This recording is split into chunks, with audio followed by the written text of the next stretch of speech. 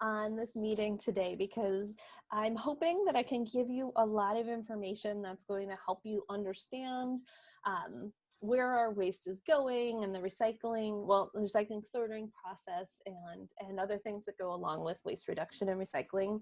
And we're gonna just kind of bundle all of this in the sustainability place. So at the Department of Environment and Sustainability, we have a mission to foster healthy, resilient communities. We want to help protect the natural environment and promote environmental justice and sustainability for all of us. Every single resident, every inhabitant of Cook County deserves to have the best place possible to live. And so we're doing this through a variety of ways, but in particular, we're going to talk about waste reduction and recycling right today. So let's start on the large scale. If we look at the EPA's 2018 data on waste in the United States, almost 300 million tons of waste was generated here in the US.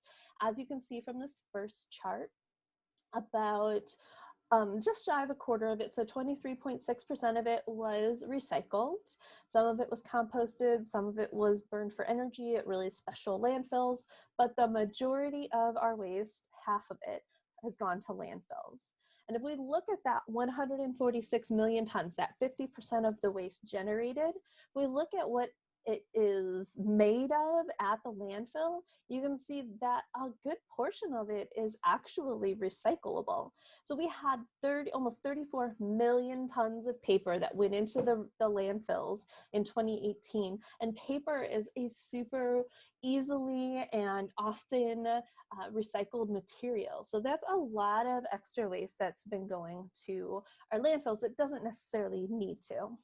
And then if we kind of narrow in a little bit and look at our waste in Cook County, you can see that with our 2016 data, we're in the process of updating this data, but in 2016, we had an average of about 8.2 pounds of waste per household per day coming out of every single household here in Cook County. And just shy of 2 pounds of that was recyclable materials.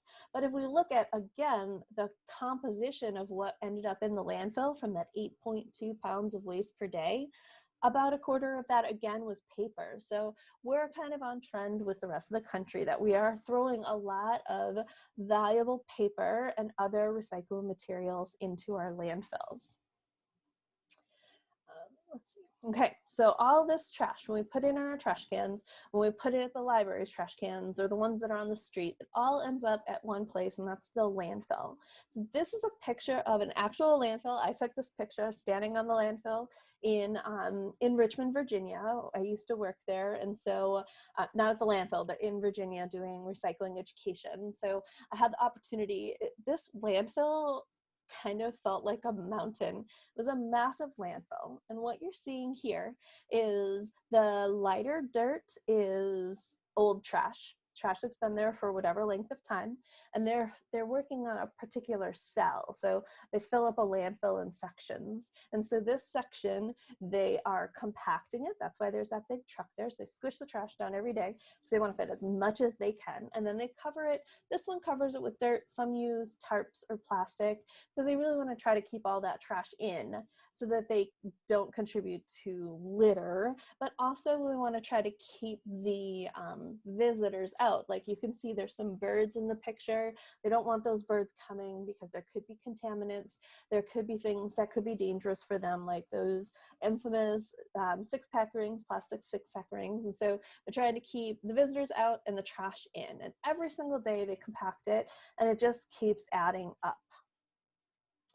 Now, if we want to think more about how a landfill works, it is highly engineered in order to protect the environment and all of us, especially people that live near these landfills. We want to protect the soil, we want to protect air quality, and we want to protect the groundwater that could very likely be underneath this landfill. And they're trying to capture and protect the environment from all of the things, from all of the trash, but in particular, there's two main byproducts that happen in landfills. Those are leachate and methane. And so as you can see, there is layers of plastic and compacted clay that are keeping the liquid in. And then there's multiple layers that help to protect the protecting layers from getting broken and things escaping. A leachate is a liquid. It is formed when rain falls down on the landfill, or that inevitable half-full bottle of water that we've probably all put into the trash at some point, or even worse, if we're putting in partial bottles of cleaners and other kinds of chemicals into our trash. And when that water and those other liquids filter through the landfill, they come in contact with everything else, and they will collect or leach the chemicals and the heavy metals and the other really gross and bad stuff that we definitely don't want getting into our water system. And the landfill, it has to collect all that. So there's a series of pipes, and they have a pre-cleaning process at the landfill to get some of the harmful ingredients. I like to think of it like a really bad and dangerous soup. It's all just mixed together. You can't tell what's what. So they have a pre-cleaning process there, and they're pulling some of those contaminants out, and then they go through the waste system, just like the waste from our homes, and it goes through further cleaning processes before being released back into the environment. And so if this were to get into groundwater, which, you know, some of our communities are utilizing Lake Michigan water, other communities have to utilize groundwater. And so if this were to get into the groundwater, it could pollute it to degrees that would make it unusable. And so that could put further strain on our water processes and our water system. So we have a liquid, and we also have a gas. Methane is a gas that is highly flammable. It is a component of natural gas, and it is a greenhouse gas. Greenhouse gases are gases that, when they get to the atmosphere, they allow the sun to still come through and heat the earth the way it is naturally meant to do.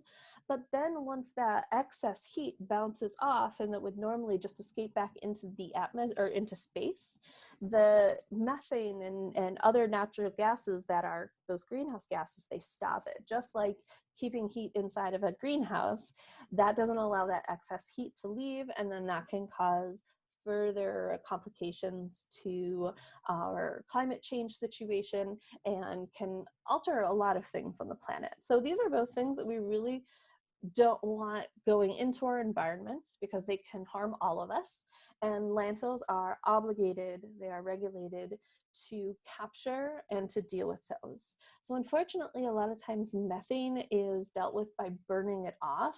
So if you've ever been near a landfill, whether it's a current new landfill or an older landfill that's already been sealed, they have to continue monitoring that, and they'll burn off that gas so it doesn't build up and potentially cause a dangerous explosion. There are a few landfills around the country that have specialized equipment, and so they can capture that methane and they can use that to help generate electricity. So a newer landfill could possibly have that, but I think it's a very expensive undertaking to retrofit an existing landfill to do that. All right. But we don't have to send it out to the landfill, right? We all know that we can use our 3 R's, right? Reduce, reuse, and recycle. And these 3 R's can make a huge difference for us at home, for our pocketbooks, for our community, for the environment, both near and far. And we always want to try to think about those in that order. I really love this waste hierarchy that we have, where it's an upside down triangle, because the biggest, most important first thing that we can do is we can reduce. We can reduce in a variety of ways. And then once we have reduced, we've eliminated as much that we're not going to need to throw away, get rid of. Then we want to start trying to reuse. And that could be creative, that could be practical. There's a million ways to reuse materials. And then finally, once we have reduced as much as we can, and then we've reused as much as we can, what's left? We want to try to recycle what is recyclable from that bunch. All right. So let's talk reduce first. So I really love this graphic because it really shows how quickly plastic bags can add up. So if you're a small household like us, we're only 2 people that live in our household. We don't we don't need to get as many groceries as a family does. So this is very, very doable that we could do a whole grocery trip in just 2 bags. We had to do that twice a week. We're looking at 4, and then there's 16, and then it just compounds to hundreds of these plastic bags every single year. And a lot of times our reusable bags are much larger and much stronger. And so I found personally that I can easily fit those 2 bags worth of groceries into my one reusable bag. It's easier to carry. It creates less waste in the long run. And I'm not using those natural resources, that oil that's used to make the plastic. So you can have a big impact on that. Other really fantastic ways of reducing are to give things away. If it's something that you don't need any longer but is still in good shape, you could always sell it or donate it. You could the thing that drives me so crazy is at the grocery store in the produce section, sometimes they have their produce on styrofoam with plastic on it, and that's just so wasteful. I can very easily just buy a head of broccoli without any extra packaging compared to having to get it with multiple layers of packaging, because that immediately increases my waste. All right, so we want to make less trash, and we also want to use fewer natural resources by reducing. Another really bad, so in addition to the extra packaging on food, there's also food waste. About 40% of all food in the United States is wasted. That's by us in our homes, that's by commercial facilities, that's by industrial facilities that are, prepackaging food for us. 40% of it is wasted, and 97%, so almost all of that food that is wasted, it ends up in landfills. And that food is some of the things that contribute the most to methane as it's breaking down. So we could, according to the USDA, save almost $400 per person annually if we just employed a few tricks to plan more specifically for our meals, only buying what we need based on a list, being critical about buying bulk if it's not something that we can use all the way before it goes bad. It might not be the best course of action for us. And also learning more about categories like sell by and use by. Just because it's a sell by date doesn't mean that as soon as the next day comes, it's bad. So just learning more about that, and we can learn more about that through USDA. All right, so in addition to on the front end planning for our food a little bit more carefully to reduce some of that food waste, we also have options for how to deal with the stuff that we do need to purchase and those fruits and vegetable scraps and that type of food waste. We could employ composting. So there's composting that you could do in your own backyard. I'm not lucky enough to have a backyard, but there's lots of services that you could contract with. A lot of them will give you a bucket and you put your food scraps in, and then they do all the composting work for you. That's pretty appealing. And a lot of our communities here in Cook County, that is accessible. Or there's a really fun thing called Verma Composting, which is actually using worms in a container in your home to break down those food scraps for you. I have done Verma composting before. It doesn't smell unless you're doing something wrong. The worms don't get out, they stay in the container, and they break the food down really quickly. So it's a pretty awesome process if that's something that you're interested in doing because you don't have access to a yard, or simply because you don't want to use your yard for the composting. All right, so that's reducing. Reusing is using things over and over again, and we could reuse them in their original purpose, like a reusable water bottle where we just keep filling it up over and over again, or it could be something that's more creative, like I love this picture of the old milk jugs that were cut out so that they could organize these beautiful rainbow of colored pencils. And there's a million ways we can do stuff like this in our homes to make ourselves more organized, reuse materials. I have right now in my kitchen cabinets some reused glass jars that have popcorn kernels in them for popping, and we use reusable containers for my dog is spoiled rotten. She gets pumpkin every single day, pumpkin puree, so we use reusable containers for that. And so there's lots of ways we can do this. And so we can also do two, reduce and reuse at the same time by using our reusable bags or using our reusable water bottles. So we want to just try to keep things out of the landfill or out of the trash as long as we can and continue their productive life as long as we can. And then we have recycling, which I know I get really excited about because the idea that we can take trash, things that we're totally done with, my soda can is empty, there's nothing more to do with it, and it could be turned into something brand new. Instead of having to mine that bauxite to make brand new aluminum, to make a brand new can, they can use that material over and over and over again. Aluminum is awesome because it's infinitely recyclable, so we can make those new cans as many times as it gets put into our recycling. And we want to do that because then we don't need to get those new natural resources to be able to make the materials. That is a good thing because we can conserve natural resources like trees. They're an important part of our ecosystems. They do great things like filter water and help to convert carbon dioxide to oxygen for us. And so they do really great things. So we want to conserve those. We want to save those in the environment. But then also we can continue having the things that we want and need.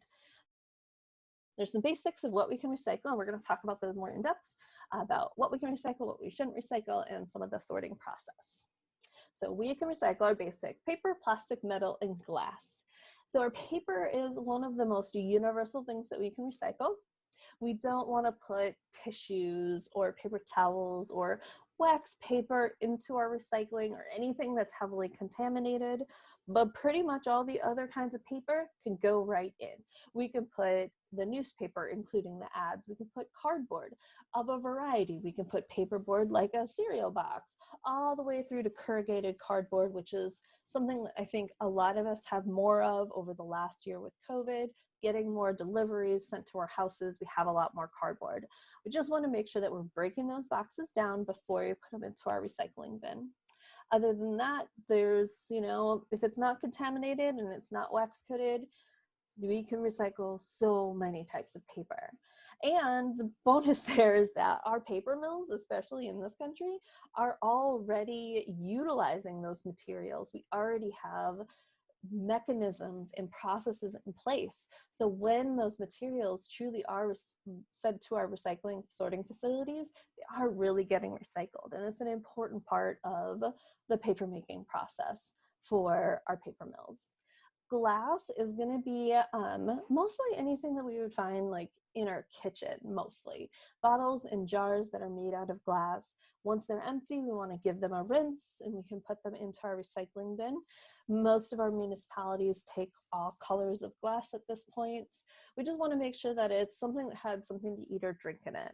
We don't want to put things like a broken window into our recycling bin because that glass has been treated differently than, say, a pickle jar. So the materials that are going through the sorting process after they leave your home, they need to really just be this residential, like kitchen waste.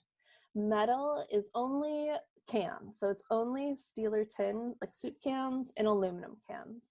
Again, an aluminum bike frame technically is recyclable, but we're not going to put that in with our residential recycling on the curbside because of the sorting process, which we're going to talk about in just a moment. And then when it comes to plastics, pretty much plastic can be recycled. We want to make sure that we've rinsed all of our items, our plastic, metal, and glass. With plastic, if you put the cap back on, the whole thing will get recycled. We can universally across the country, we pretty much always will recycle ones and twos, which would be water bottles and like milk jugs and laundry soap bottles, but we can recycle a big variety of plastic. And we'll talk about a couple of parts of that we shouldn't put into our recycling bin. And then finally, most of our municipalities are accepting cartons. So cartons are a really, really valuable source of high quality paper. And there's a whole process that has been put in place to be able to deal with the plastic coating and the plastic cap on those cartons. So if your recycling hauler is taking those materials, you definitely want to put those in. And that's everything from a juice carton all the way to the little goldfish cartons. If it is the thick paper that feels like it has like a plastic or waxy coating on it, it can be put into your recycling bin. All right. Now, there's lots of things that can go in our recycling, but these are things that should never go into our recycling. Styrofoam is not very widely recycled. We can't put things into our recycling bin that don't have an end market. So basically, if there's no manufacturers that want to use that material to make something new, then our recycling process can't go any further than that. So styrofoam needs to go in the trash. I really hope that you can reduce as much of that before sending it to the landfill as possible. There are some places that will accept it and have a direct contract to get it recycled. And a Whole Foods used to take them. I'm not sure if they're still taking them, but if you have a Whole Foods store that you can access, they may be taking that material. And they actually have a company that's using that as a material that they're making things out of. So that is why it is recyclable there, but not in our normal curbside. So plastic bags are super recyclable, but because of the material, they're so thin, they're so flexible, they can actually cause a lot of problems during the sorting process, which is the next process that your recyclables go to. They'll get cut in the machines, they can cause all kinds of damage and expense that can really hinder the recycling process. So we want to try to reduce them, we want to try to reuse them, and if you still have them and you want to recycle them, most stores will take them, and they have partners that are turning those into brand new bags. So they're highly recyclable, just in the right place. Like I said before, anything that has some food contamination on it, we don't want to put into our recycling bin. I like to think about it like that pizza box. If I can't clean the grease from the pizza out of that cardboard without ruining it, the paper mill won't be able to either. So that has to go to the landfill. Shredded paper, again, it's really, really recyclable and it's a great material to recycle, but because of the sorting process, that next step in your recycling process doesn't have the equipment to be able to handle those small pieces of paper. So I have suggestions. Instead of disposing those materials, we want to protect your information. Participating in community shred events is a really great way to ensure that those materials will be destroyed and also recycled. And also, if you're a shredder at home, then you could see if there's an animal shelter or another organization that will use that for bedding for animals or for litter. There's other ways that you can get those materials reused, even if we can't get them recycled. We don't want to put them into our recycling bin. We also don't want to put clothing into the recycling bin. Technically, textiles are recyclable, but they're not a part of the residential recycling programs. So we want to donate it if it's in good shape. And if it's not, there's websites like Earth 911 that you can actually search specifically for your area and the material you're trying to get rid of, and then they'll tell you if there are places that you could take them. So there are textile recyclers, there are places that you can take those clothing items and towels and sheets and stuff, but we don't want to put those in our recycling bin. And then finally, Tanglers. Tanglers encompass lots of things. Things like metal hangers, which are a material that is technically recyclable, but it's also a flexible material, and with the machines, just like I was talking about with the plastic bags, it can actually get caught. Other things like rope and hoses are not widely recycled. Those are more of a reuse. So if you can't continue to use them, they're going to have to go into the trash to go to the landfill. All right, so now our recycling. This is something that always seemed so unknown to me, but is actually a really cool process. So when our recycling leaves our homes and in our carts at the curbside, or we drop them off at a recycling drop-off location, those materials all go to a place called a MRF. That's the Material Recovery Facility. And at the Material Recovery Facility, all of the recycling that's been collected from your neighborhood, your community, those drop-off locations, they go and they get put into this giant pile you see in the first picture, which is called the tip floor. And once they have everybody's recycling, all the stuff is commingled, they put those materials through a series of conveyor belts and machines go through the sorting process. So as you can see in the middle picture, there are lots of machines and lots of humans that actually do the sorting process. So what you see right here is the final layer of the paper sorting. So it's pre-sorted by machines, mostly fans. So that's letting or removing the really light stuff like newsprint. And so those are going to one place, and then they go through all of these layers to make sure that the materials are as sorted as possible, because they don't want to have the corrugated cardboard with the newspaper because they're such different weights that they go to different processes. And so all the materials get sorted, and then you can see in the final picture, they go into this machine called a baler. So that's a lot of plastic bottles, and those plastic bottles are all the same type of plastic. They go through this machine and they get squished into a giant cube. These giant cubes weigh anywhere from 1/2 a ton to a full ton. It's all the same material. You can see big stacks of them in the background.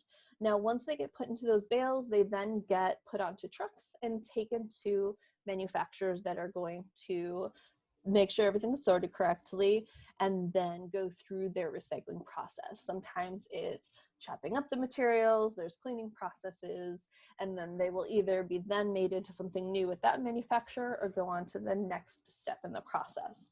So there's lots of people that are involved in the sorting process, and that is one of the reasons why we want to make sure that we're only putting the right things into those recyclables, into our bins, because we don't want those people to get injured because they're doing a pretty dirty job. All right, so we have other resources available to you.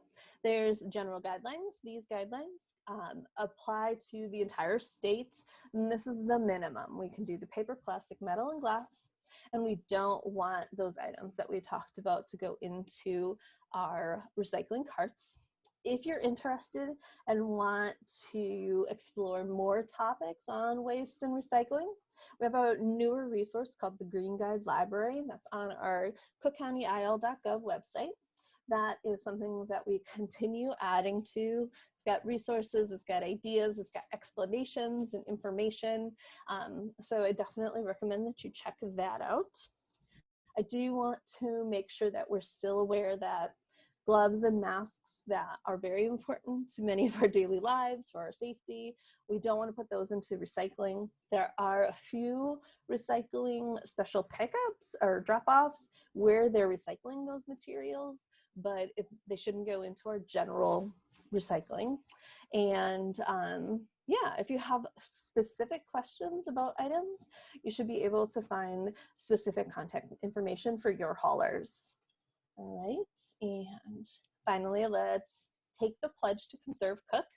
This was something that we were really excited to roll out when I was at all these libraries and we were talking to people. We were going to give out prizes, but we're starting it now, and we'll continue doing this until everybody learns about this conserve, cook pledge.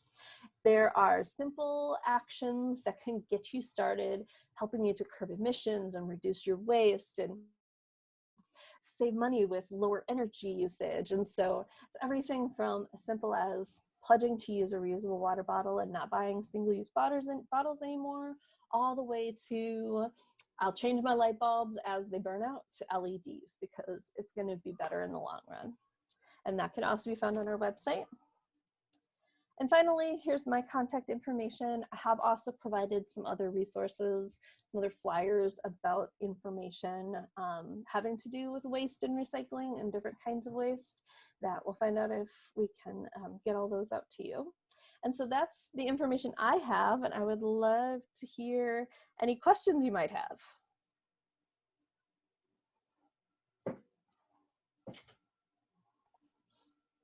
Okay, great. Thank you so much, Kate. I learned so much, and I took a bunch of notes, even though we have the recording. I just, stuff we can implement in the library. So yeah, if anyone has a question, feel free to put it in the chat, raise your hand or unmute yourself, take Yeah. off your camera or turn on your camera. Kim, I love this. That is a really great thing. That's such a beautiful reduce and reuse that helps probably to keep your dry cleaners prices down. If everybody were to do that, there's one less expense that they have. Plus, what else are you going to do with them, right? And they can't be recycled because they're Tanglers, so might as well Unfortunately, reuse them and reuse them. yeah. Actually, crazy story. I used to work for a nonprofit that worked really closely with the city of Milwaukee, and I actually got to give tours of the MRF that the city used. Wow. And one day I was sitting in my office and I'm like, why is there smoke and why are there fire trucks? So somebody had put, the small propane containers that you use for like camp stoves and that. Someone had put those in, and you can never fully empty those. And so when they went into the baler, they actually caused a small explosion and fire, and it was terrifying. Wow. And thank goodness nobody got hurt. But there's like real reasons why we want to make sure we're all recycling right. Absolutely. Oh, that's interesting. I didn't know that UPS would take those. So Kim also said that she takes they take the air pillows that they receive from shipments to the local UPS store. Interesting. Kim, thank you so much. We order a lot of stuff in bulk. We're doing a lot of kits at the library, and we get so many of those air pillows. I have to fill garbage cans, and I feel bad about it, and I have to stop doing this. I'm going to take it to our UPS because even in our personal lives, like that stuff mounts up. We get a lot of deliveries nowadays, so that's amazing. Thank you so much for sharing. The other thing that you can do with those is you can let the air out of them. I usually just use my box cutter. And then you can put those in with your plastic bags and recycle those at grocery stores or Kohl's. Kohl's department store usually has like a large box near their entrance where you can just throw them in.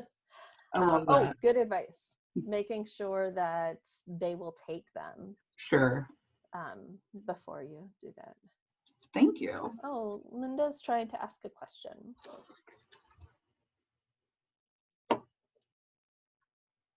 Should I unmute Linda or?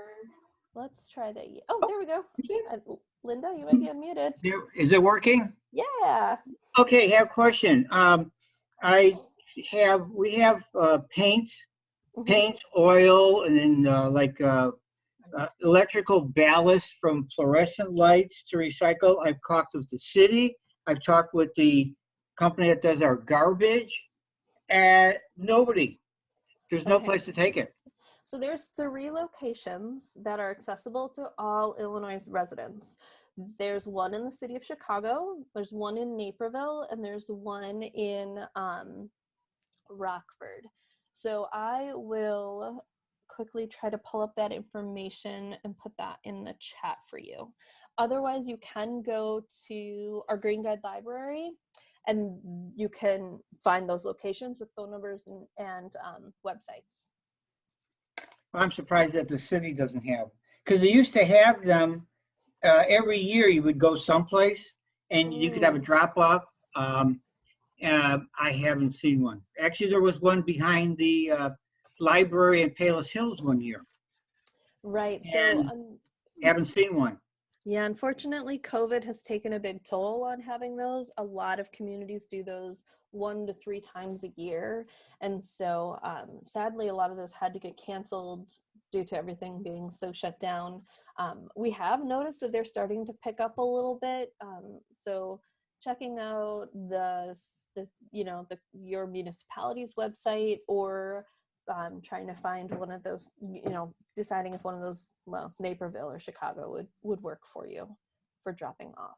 Okay, I've also tried calling computer recycling people. Oh, really? For the old computer monitors, the glass ones. Nobody wants them. And I think I was told one time by the city of Palos Hills, just throw it in the garbage. So how can you do recycling when the people tell you to go the opposite way? Right, you definitely shouldn't be putting those in the trash. Those are banned from the landfill. There's a lot of heavy metals and other, you know, dangerous things in those that need to be recycled properly. I think that, so I just put the link for the Green Guide Library, and I think that, I'm trying to remember if the City of Chicago one was the one that, or Naperville took the, so yeah, so the City of Chicago Household Chemical and Computer Recycling Facility, there might be a fee associated, but they, I believe, do take those still. Could you repeat that? I couldn't get. Oh, no problem. I'm also trying to put the websites for you.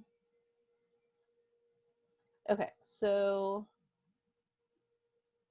this is the one for the City of Chicago, but I'm also going to give you the contact information. Like I said, it's on our Green Guide Library. If you ever wanted to go back and look at that, just have to scroll down to the household hazardous waste section. And oh, look at that. I would double check on the hours that I'm putting in here, because some of them have changed a little bit. So they're on Branch Street in the city, got their phone number and their hours there for you. Right. But they also have a thing where they do an exchange program. So if you needed something that was a household hazard, technically a household hazardous waste, they might have some unused or partially used packages of them, and you can actually get them for free, which is pretty cool. But only at the Chicago location. Okay, is there, because I was trying to cut and paste here, but I can't get it for the word processing because of the screen being up right now. Is there another way to get this? Yeah, so it's actually all on the household hazardous waste flyer that you can get from our Green Guide Library, or everything that I just put on here I copied from the Green Guide Library. Okay. Yeah, because I've called several places, like they're not very convenient in reality where they're located. There's nothing out on the south side. Unfortunately, yeah. Yeah, so they're not they tell you to do these things, but they're not very helpful. I understand. It can be frustrating and disheartening. I know that I've heard from a lot of people that lately on NPR and some other articles, they've been talking about the recycling rates are really low, and that there's a certain percentage of materials that go to a MRF even in the first place that aren't ever recycled, and it can be very frustrating. And that's part of why I do this. I want you to know exactly what should be recycled, what can be recycled, and to understand that recycling process so that you can make the smart decisions from the beginning. So you can make that decision about buying broccoli wrapped in plastic or not wrapped in plastic in the first place, and that you know what to do with those different types of plastic in the end. So partly if we keep doing things the right way, we're going to really drive down the costs of that recycling, and it's going to make it really appealing for companies to use more recycled material, or use more materials that are recycled as opposed to just going straight for the virgin materials.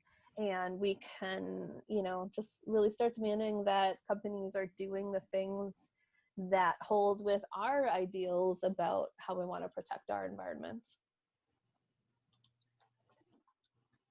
Okay, thank you. You're very welcome. Thank you.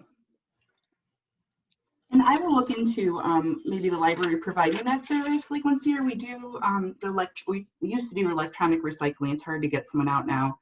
Paper shredding, but yeah, I will look into paint and other chemical recycling. Maybe we can have a day at the library for that, because I did not know that people wanted that. So I'm so glad you mentioned it, and I will see if we can make that happen at the library. Oh, that would be amazing. Wonderfully convenient, right? Yeah, people love. We had 250 people do our shred day a month ago, so it was just nonstop line of cars through our parking lot. So awesome, people want to help out, and yeah. Brittany, is there another shredding event scheduled? There is, but it's not until September. I think it's September 17th. We have one usually in the spring and the fall. So it's September 11th. It's a Saturday. That's our next one. I know it's a while away. But that's when that'll be like the last one for 2021, and then we'll have more for 2022.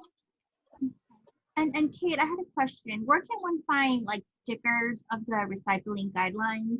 Like I have a recycling can inside my home, and I think it would just be like a good reminder to have like a sticker on it, be like, this is what I should be recycling. Or when you have guests over, they don't know. So I always find it difficult to find something like that. So yes, you could probably find something like that online pretty easily. I did provide, Brittany, are you going to send resources out after? Yes, I can. The only thing is Zoom doesn't let me copy and paste. So if you can send me what you sent in the chat, then I can share that with everyone, or at least the links. Absolutely. And yes, I will share. So I did provide the household hazardous waste flyer, which is that information that's in the Green Guide library. It's also on that flyer. The recycling guidelines flyer is one of them. E-waste, sharps and medication disposal, and then also my entire presentation, the PDF you can send out. So you should be able to click the links in that as well. So yeah, so that's probably the easiest thing, that you could get that from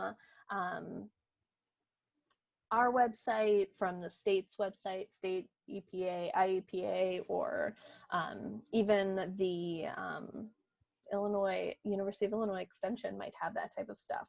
So I'd say the easiest way is just to take our PDF and print it and tape it on. That is a really good tool for consistency.